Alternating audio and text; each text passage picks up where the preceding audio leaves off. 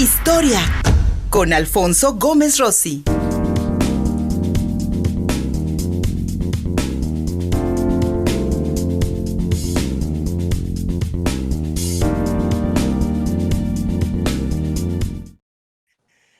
Es tiempo de historia cada lunes con el doctor Alfonso Gómez Rossi, querido amigo. Hoy para que hablemos un hecho, vaya, bastante importante en la historia norteamericana, especialmente del estado de Texas, la famosa batalla del Álamo, allá por San Antonio en 1836, que significó, este sitio significó pues prácticamente la independencia de Texas de México. Mi querido Alfonso Gómez Rossi, la intervención norteamericana de aquellos años. Buenas noches. Hola, buenas noches.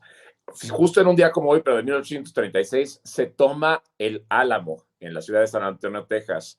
Ahora bien, generalmente hemos interpretado la toma del Álamo como lo que acabas de describir, pero a partir de que ha habido una serie de descubrimientos o de reinterpretaciones de la historia, ahora podemos decir que la manera en la que podemos entender el Álamo es muy compleja, ¿no? Porque resulta que ahora no solamente existen dos versiones, que son la versión estadounidense y la versión mexicana, sino que ahora tenemos que tomar en cuenta que había factores también dentro del Álamo que tienen importancia para otros grupos étnicos, entre los que podemos tomar en cuenta a los nativoamericanos y a los afroamericanos, ¿no? Porque esta toma del Álamo va a tener un significado especial para ellos.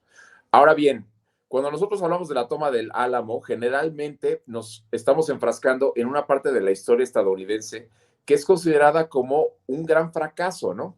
Pero a los americanos les encantan estas historias de las que surgen como un ave fénix, en donde se enfrentan a un gran fracaso y de pronto, después del fracaso, llega el éxito. Y eso es justamente lo que va a pasar de acuerdo a la historiografía oficial del estado de Texas. Ahora bien, ¿cuáles son los hechos, no? En un día como hoy, entre las 4 y las 5 de la mañana, después de un sitio de 13 días que comenzó un 23 de febrero, el general Antonio López de Santana ordena que se tome el Fuerte del Álamo. El Fuerte del Álamo originalmente había sido una iglesia, una misión franciscana, que se construyó en 1744. En 1803, con las reformas borbónicas que exigían que se crearan milicias en las diferentes intendencias de la Nueva España, la iglesia deja de ser una iglesia y se convierte en un fuerte con una capilla. Entonces, el Álamo, desde 1803, se había caracterizado por ser un fuerte militar, primero novohispano y posteriormente mexicano. Ahora bien, hemos hablado un poco antes de la historia de Texas, de cómo van llegando los tejanos aquí. Aquí lo que nos interesa es que en 1835 se proclama la independencia de la República de Texas y México se rehúsa a reconocerlo, ¿no? Entonces, el general Antonio López de Santana marcha con una fuerza de soldados desde el centro de la República Mexicana hacia el estado de Texas, que ve como un estado que se insurrecciona contra la autoridad del centro del país. Ya había hecho esto Antonio López de Santana unos meses antes con el estado de Aguascalientes. El estado de Aguascalientes se había proclamado en contra del gobierno mexicano, justamente, no de Aguascalientes, perdón, de Zacatecas. Se había proclamado en contra del gobierno mexicano por la imposición de una constitución centralista.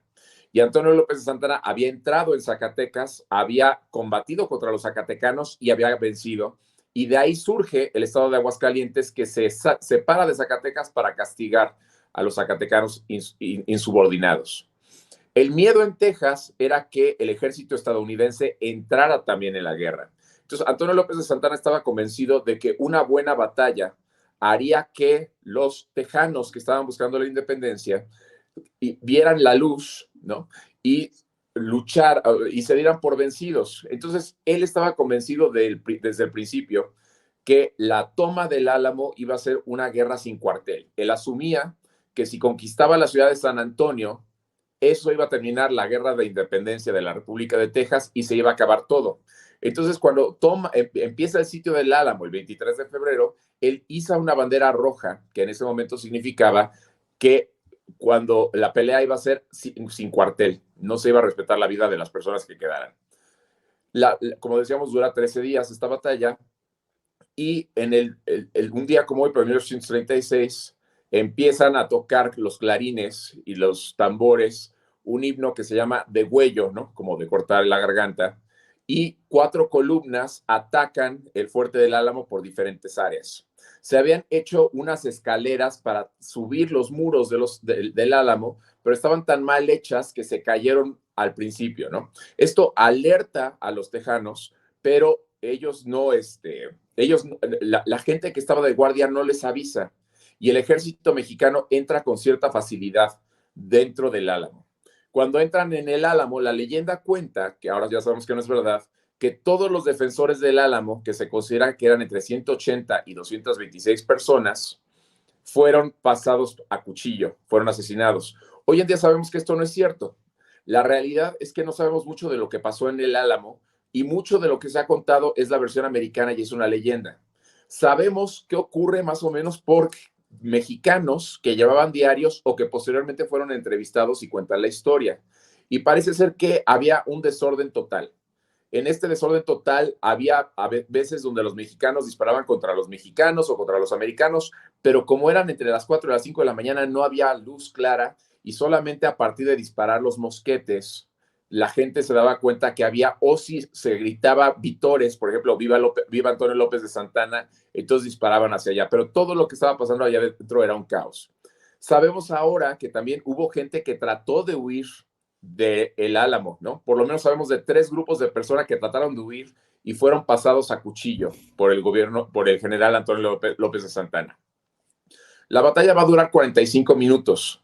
Y aquí hay algo interesante. No todos los americanos que estaban ahí murieron. Antonio López de Santana pidió que se respetara la vida de las mujeres y de los esclavos africanos que estaban encerrados dentro del Álamo. Esto es muy importante en la historia de esta guerra de independencia de Texas, y es el secreto oscuro de la historia de la guerra de independencia. Esta guerra de independencia se hace porque Texas quería preservar la esclavitud.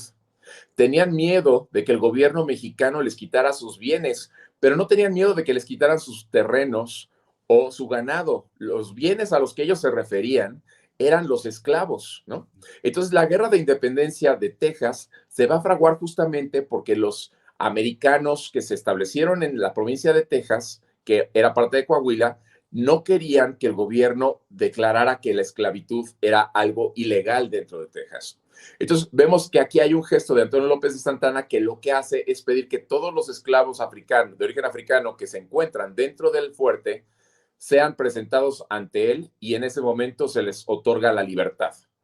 Y se pide que las mujeres y los niños sean respetados, aunque la tradición tejana cuenta que todos fueron pasados a cuchillo, pero no. Sabemos, por ejemplo, que la señora Susana Dickinson fue llevada ante Antonio López de Santana. A ella la hirió una bala, su marido fue ejecutado, ¿no? Y ella tenía un bebé. Y la van a curar, la van a sanar, y unos días después la van a mandar con Sam Houston para informarles que el Fuerte del Álamo ha sido tomado y que Antonio López de Santana le manda las condiciones para terminar esta guerra, ¿no? Ahora bien, estos son los hechos que conocemos de el Álamo.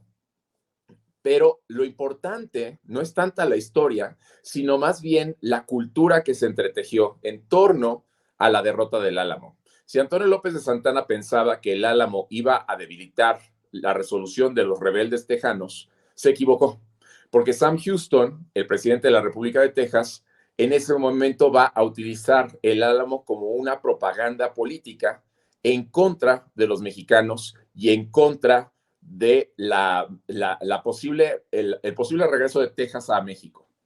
Y el Álamo se va a convertir en el grito de victoria para estos tejanos que se estaban buscando la independencia. Posteriormente, cuando Santana pierde la siguiente batalla, uno de los gritos que van a estar escuchando siempre va a ser "recuerden el Álamo". Y el Álamo entonces se convierte en un símbolo de la libertad de Texas y posteriormente de Estados Unidos, porque el Álamo se va a utilizar durante la década de los 50 como el símbolo para luchar en contra del comunismo. En los 60, el presidente de Estados Unidos era Lyndon Johnson, que era de Texas, y él utilizó el Álamo como una justificación para luchar en Vietnam, ¿no? O sea que vamos a encontrar que el Álamo trasciende estas historias y se convierte entonces en un símbolo que utilizó el gobierno americano durante el siglo XIX y el siglo XX para manipular la opinión pública, para decir los americanos somos víctimas, pero a final de cuentas nos podemos sobreponer a todas estas cosas, ¿no? Comentaba al principio que es importante para la historia de los afroamericanos, ¿no? Por un lado, un afroamericano no era considerado un ciudadano americano hasta que fue emancipado en 1863 o que comprara su libertad, ¿no? Pero aquí vemos que el Álamo para ellos representaría entonces la opresión, porque en realidad el gobierno mexicano los libera, pero el hecho de que los tejanos hayan ganado la independencia significa que los vuelven a subyugar, ¿no? Entonces, la historia siempre tiene estas, a pesar de que queremos simplificarlo y volverlo algo maniqueo entre blanco y negro, bueno y malo, siempre tiene estos entretelones, ¿no? En donde se dice, pues realmente ocurren muchas cosas que son malas o buenas, ¿no? Lo interesante también de esta historia que acabo de narrar es que muchos aspectos de ella están prohibidos enseñarse en las escuelas de Texas. En el 2018, el gobernador Greg Abbott determinó que la versión de la historia del Álamo que se tiene que contar es la versión heroica, donde los americanos pierden su vida, todos luchando, entregando su vida para defender la independencia de Texas. Entonces, bueno, vemos que es muy difícil que lleguemos a un momento objetivo con esta historia en algún momento de la historia. Lo que sí podemos decir es que hay ciertos hechos que ocurrieron, pero la interpretación que le da la historiografía y la cultura popular ha sido determinante para que esta historia se interprete de muchas maneras para beneficio de ciertas personas, incluyendo a los mexicanos, para ponernos como de víctimas de cierta manera, que esto fue una intervención de Estados Unidos, pero también para ellos decir que los mexicanos somos unos bárbaros que no dejamos que se independizara una provincia, ¿no? Y en este tipo de historias nunca nos vamos a poner de acuerdo, ¿no? Pero la historiografía nos está ayudando a entender que podemos interpretarlo de muchas maneras y que, bueno, así es de compleja la historia, ¿no? Y sin duda alguna, mi querido amigo, el Álamo ya en los Estados Unidos, pues representa precisamente un símbolo de libertad para los colonos anglosajones que pues lograron mucho poder, sin duda hay que decirlo, en la entonces provincia de Coahuila, allá por 1836. Y este dato que nos das, que también la historia mexicana esconde, porque es un pasaje que realmente nosotros los mexicanos poco estudiamos, no así los estadounidenses, bueno, aquellos que les interesa la historia, especialmente a los tejanos, porque este elemento del esclavismo, querido amigo, pasa completamente desapercibido, la intención precisamente de mantener a los esclavos afroamericanos en territorio mexicano, cuando México ya había abolido la esclavitud unos años antes. Y mira que a pesar de que ya se había abolido, pues en Texas los anglosajones mantenían esclavos, a pesar de que México ya se había abolido esta práctica. Interesante como siempre, mi querido amigo, y sin duda alguna yo por lo menos veré la historia del Álamo con otros ojos y sin duda alguna también una historia interesante para la población afroamericana. Mi querido amigo, como siempre agradecidos por verte y escucharte. ¿Dónde te hallamos? En Facebook como Alfonso Gómez Rossi. Muchas gracias. Ahí te buscamos, mi querido Fofi. Hacemos Buenas una noches. pausa, seguimos contigo Puebla.mx, en YouTube, en Facebook y en Twitter. Ahí estamos conectados, estamos transmitiendo en vivo, además de Dailymotion. Ahí nos puedes encontrar también. Gracias, Atlisco, por recibirnos a través de CTV en el canal 25 de Teleweb. Regresamos. Síguenos en Facebook y en Twitter. Estamos contigo, Puebla.